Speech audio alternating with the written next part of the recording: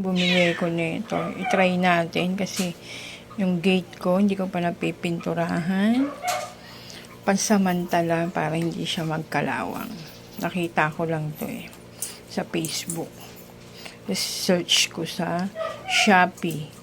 And then, search ko sa TikTok. Ayan na. Ang liit lang niya. Isang ganyan ko lang. Mag-iisang taon na siya. Hindi pa rin napipinturahan. Kakalawang na. Subukan natin itong binili ko. Kung effective.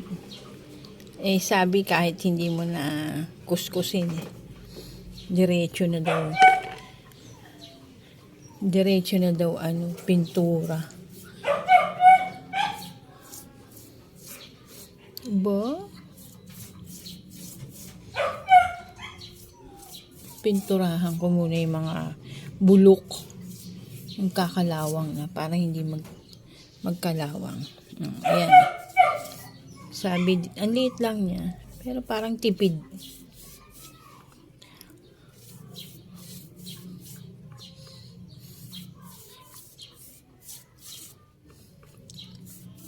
Ang liit na brush. Pero pwede siya.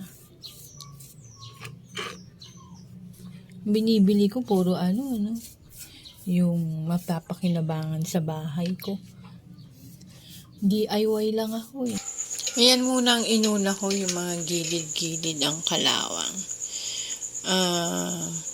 Sa susunod na video, pakikita ko sa inyo kung gaano karami ang napinturahan yan, ang maliit na yan. 100 plus lang po yan.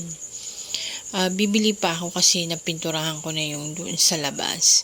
Pakikita ko sa inyo. I-double coating ko na lang siya. Tsaka yung bulok na bulok doon sa gate ko na isa, talagang ayan talagang natanggal yung kalawang. Ayan na pala pinakita ko na pala sa inyo inubos ko talaga siya. Inuna ko muna yung sa labas. Yan lang, bili na kayo sa Yellow Basket